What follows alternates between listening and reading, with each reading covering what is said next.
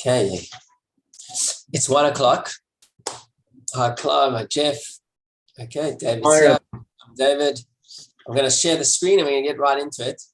So we've begun a new book this week in the Rambam, and we've now started the first section of it, which deals with the Korban Pesach. We're obviously very familiar with Pesach. We're not so familiar with the Korban Pesach, but of course that was the major feature of the Erev Pesach back in the day, and the Seder and so on. We've learned a number of principles about the Korban Pesach, which kind of get tested in today's chapter, or just get clarification, right? First, we know that everybody has to bring a Korban. The way it was brought was that groups would bring it together. You had to designate the individuals that were going to be associated with a particular Korban before it was brought, and that association had to remain throughout the process and so on. So the scenarios that we're going to deal with today are going to test some of those situations and let us know what we have to do when there is some confusion. So you should have it on your screen there. Is it showing up? Just give a thumbs up. Perfect. Okay. Chapter 3. The following rules apply when a person tells his servant, go and sacrifice a Pesach, Korban Pesach for me. Even though his master usually slaughters a lamb every year and the servant slaughters a goat, or vice versa, and his master was usually slaughtered a goat and he went and slaughtered a lamb, the master may partake of it since he did not explicitly say, slaughter this particular type, right? Remember, we learned that the Korban Pesach is an animal under 1 year old. It can either be a kid or a lamb. And in this instance, when the master told him to go and do it, which you can do, you can appoint someone as your messenger, as it were, because he didn't specify, and because either one is kosher, that's fine. But what happens if the servant thinks to himself, I don't know what he said, so I'm going to try and cover all my bases. And he does both. So let's see. If the servant went and slaughtered both a kid and a lamb, the master may not partake of either of them. Instead, they should be taken to the place where the sacrifices are burned, because one may not be enumerated on 2 paschal sacrifices, right? That was one of the halachot that we learned. If, however, and this is a special law for a king or a queen, if, however, it was a king or queen who told his servant to sacrifice an animal for him, and the servant slaughtered a kid and a lamb, like the first case, trying to cover all bases, then the king or queen may partake of the one that was slaughtered first. This leniency was granted to placate the king. You remember we learned yesterday that if somebody was kind of mistakenly on 2, he would partake of the first one. So but in this instance, where the servant went ahead intentionally doing both on behalf of the master, that's not okay. However, an exception was made when it was the king, and that had to do with maintaining peace amongst the Kohanim and the king and so on, and it's a special halacha for that. Halacha 2, when one tells his agent, go out and slaughter a paschal sacrifice for me, and establishes that he wants either a kid or a lamb slaughtered.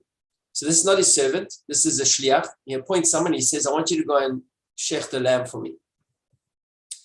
But now the agent forgot what the principal, the one that sent him, told him. The agent should slaughter both a kid and a lamb, and he says as follows. If the principal, the one that was sending him, told me to slaughter a kid, the kid should be his and the lamb mine. If he told me to slaughter a lamb, and the lamb should be his and the kid is mine.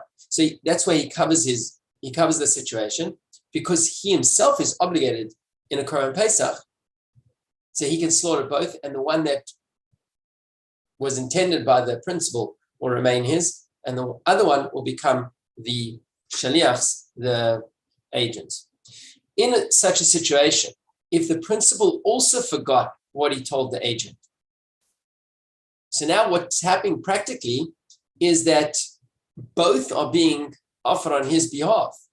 And you have the same situation that I had previously, where one individual is part of 2 korbanot. So then both animals should be taken to the place where the sacrifices are burnt. Nobody can partake of them. But if the principal forgot before the blood was cast on the altar, they are obligated to bring a second paschal sacrifice, because then his obligation to actually offer it has not yet been completed. If he forgot after the blood was cast on the altar, he is exempt from bringing a second Pesach sacrifice, because although he can't partake of it now because 2 were brought on his behalf, but also technically his obligation had been fulfilled, because by the time it went through the process, he was still aware of what it was, and this agent had said the one that he had intended will be his. The same applies if one tells a Canaanite servant, go and slaughter a paschal sacrifice for me. And he established the type of sacrifice he desired, and the servant forgot what his master told him, provided the shepherd, here we're talking about the one who provides him with animals, the master gives him a kid and a lamb and tells him as follows. He says, slaughter both of them so that you will have slaughtered one according to the instructions of the master, and one shall be yours. And this is the next point, is very important, on condition that your master has no portion in it. See, when a servant is sent, basically everything that belongs to the servant belongs to the master. So you can't just say, okay, this one is yours, this one is mine. The only way you can say this one is yours and this one is when he goes to get the animals from the provider, that provider says to the servant, I'm giving this to you on condition that your owner doesn't own it. And then when he stipulates the condition that the one that my master wanted will be his and the other one will be mine, that works. And on condition that the master has no portion in, if the shepherd does this, right, it would be possible for the servant to make the stipulation described above. And again, in that way, the master will be able to eat from his korban, and it will be okay, kosher. They both partake of separate ones. The halacha 3, the following rules applies if the members of a company tell a person, go and slaughter a paschal sacrifice fast. So there's a group already designated, and one guy's walking out the house, and he says, okay, you go and bring the Korban Pesach. Now, they thought he was leaving the house on his way up to the Beis Hamikdash. He was actually on his way out to go run in some errands. So he turns back to the group and he says, and you should slaughter for me. In other words, basically what he says, like, I don't know if I'm going to be the one to get around to it. So if one of you end up going, you keep me in mind. Now what happens is, if they slaughtered an animal and he slaughtered an animal, they should eat from the animal slaughtered first, and the ones slaughtered last should be taken to the place where the sacrifice of bread. Why? Because both the group had told him they want to be part of his sacrifice, and he had told the group he wanted to be part of their sacrifice. So if it's clear that one of them was brought forth first, they go with that one. Like we learned yesterday, if there was confusion and you were part of two inadvertently, you go with the first one, and that would be fine. But let's see further scenarios.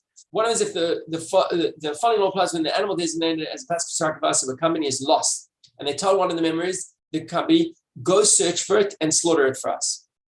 Now he goes, he finds the animal that was lost, he takes it, he has it shechted. In the meantime, they started getting worried. So they went and took a separate animal, brought it as a korban, and they shechted. So if his was slaughtered first, he partakes of his sacrifice, and they partake of it with him, because he was doing it on their behalf, right? They had designated him to go and offer it on their behalf. They were still part of the initial group. So I just lost my place. If theirs was slaughtered first, they should partake of their sacrifice, and he should partake of his own one, right? Because he was never designated as part of theirs. If it's not known which one was slaughtered first, or they were both slaughtered at the same time, meaning part of the same groups that we spoke about, 3 groups, he should partake of his own, but they should not eat with him. Their sacrifice should be taken to the place where sacrifices are burnt, but they are exempt from bringing a second Pesach sacrifice. Because, in other words, if his was definitely first, if we don't know, then they are part of his, but he's not part of theirs, so they can't eat theirs because a sacrifice has already been brought. We have to assume the possibility that the sacrifice was already brought on their behalf, and a second sacrifice is no longer necessary. Halacha 5. The following law applies when the agent told the members of the company who sent him to search for the paschal sacrifice that was lost and to slaughter it. He says, if I come late, slaughter paschal sacrifice for me. So it's a similar scenario to the previous halacha, except in this instant, he did say to them, if by some chance I'm not back and it's getting late, and you go and designate a new animal, I want to be part of that. So then we now have him also asking to be included in their sacrifice. And then what happened? He went out, found the lost animal, and shechted it. But they also took another animal as a Pesach sacrifice, and they shechted it. Right? And then he had told them, I want to be part of it. So here we go back to the same principle in the previous case. If theirs is slaughtered first, they should partake of their own, and he should eat with them.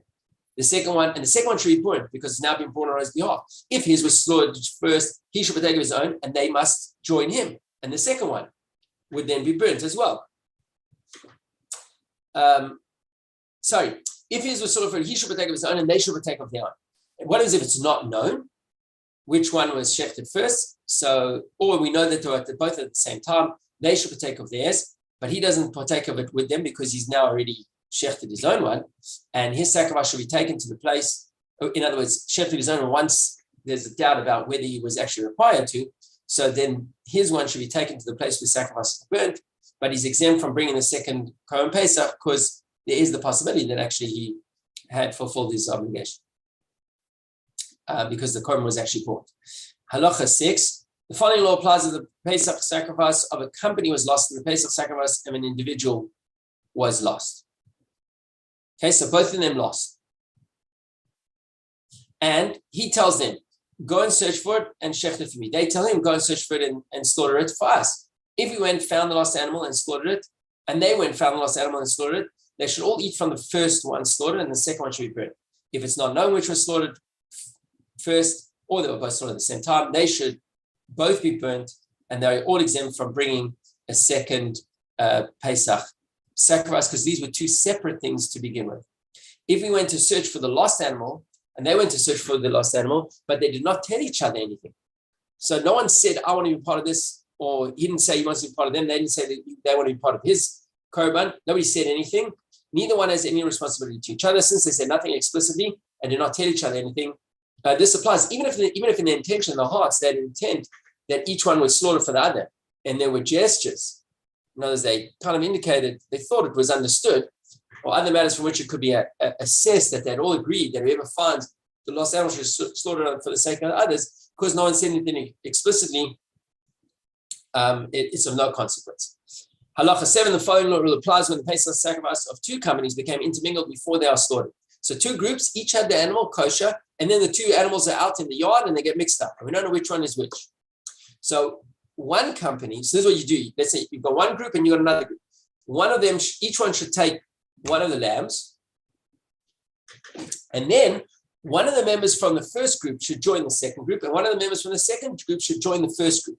And then each of these groups say to the person who came to join them, if this Pesach sacrifice is ours, you are removed from your Pesach sacrifice, and now you are enumerated with ours. However, if this is yours, we are removed from the original one and join in on yours. Because remember, until it's actually brought to the Beis Hamikdash, you can shift your names from animal to animal. It can still be readjusted. And so then you've sorted it out. It's fine. As long as there's at least one person of the original group that was designated to that animal, then the others can join him, or vice versa. The individual can join the majority in the other group. Similarly, if there were 5 groups, so he's saying this is not only if it's only one animal mixed up with one animal, even if there's 5 animals with at least 5 people, because then at least one person from each group will swap around, or even 10 groups, as long as each group had 10 members. Then a member of each company is taken to each other company, to every other group, and the same type of stipulation was made.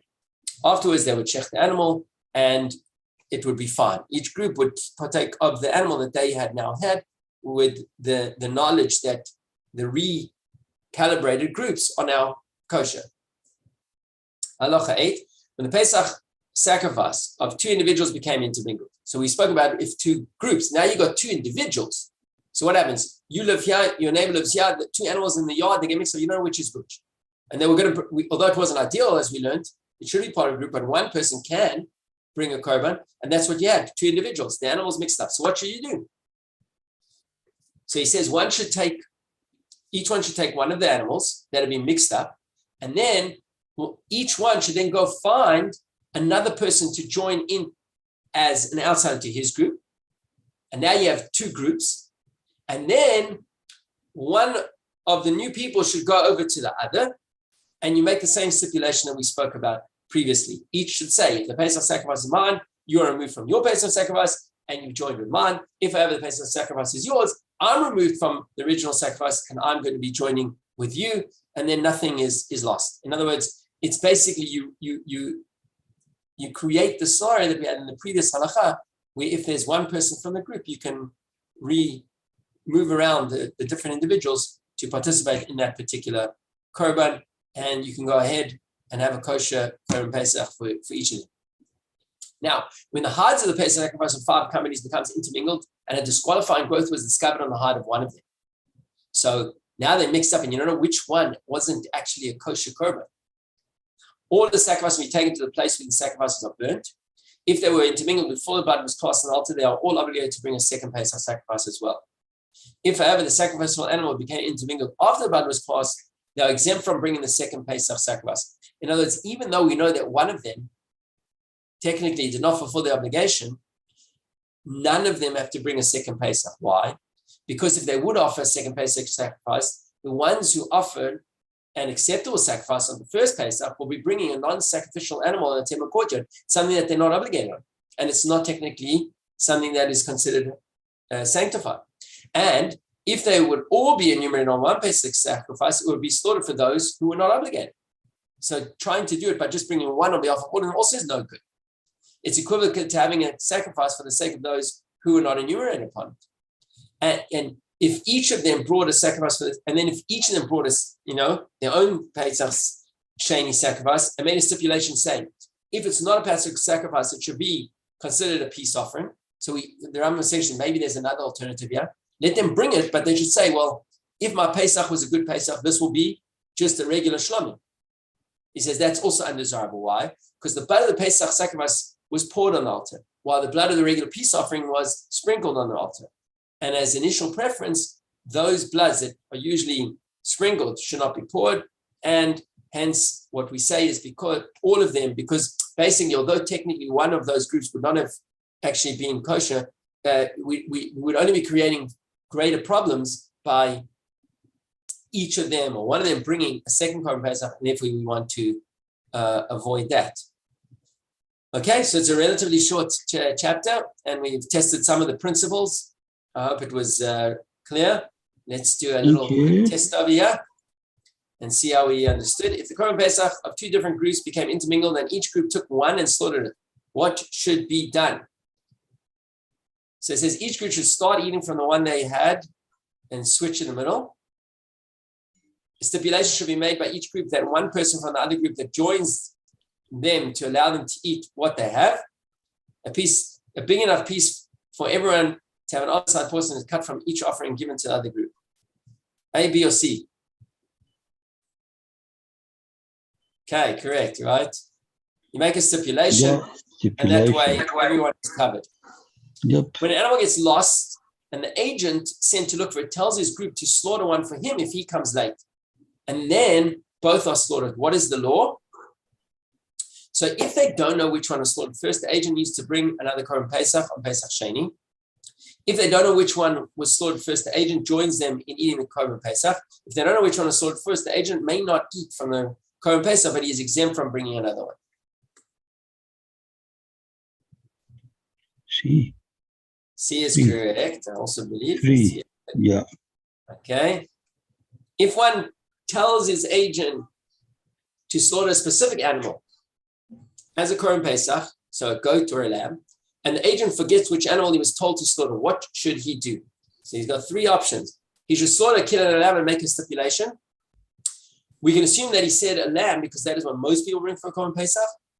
We can assume that he said a kid because that is what most people bring for a Korban Pesach. Okay, so we know that it's the first one, right? Because as an agent, he has his own obligation, so he can bring both, and he makes the stipulation. If he wanted the kid is his. If he wanted the lamb is his, and the other one is mine. Final question: if a person tells his servant, right, not an agent, his servant to slaughter a Korban Pesach for him, which animal should the servant choose? So he says, whether you choose a kid or a lamb, it's acceptable. You should choose the one his master normally chooses. He should bring both the lamb and the kid and make a stipulation. David, I can see you saying, but I can't. You're on mute. He's muted, yeah. Still muted. He's still muted. Number 3, I think. No, remember, this is a servant. So it's not his own. He doesn't really own his own animal. Different to the previous question. So what should he do? This was the first halacha, right? You can choose either one, and either one is acceptable. Yeah, A1. Yeah. Okay. Usually these questions follow the order of the chapter. This time the question went from the end to the top. Anyways. Yeah. Okay, Okay. Shabbat, everyone. Just Thank to you. add Thank to you, the Rabbi. confusion. Thank you, Rabbi. Thank you, Thank Rabbi. you. All day forward. Okay. Yes, Take care. bye-bye.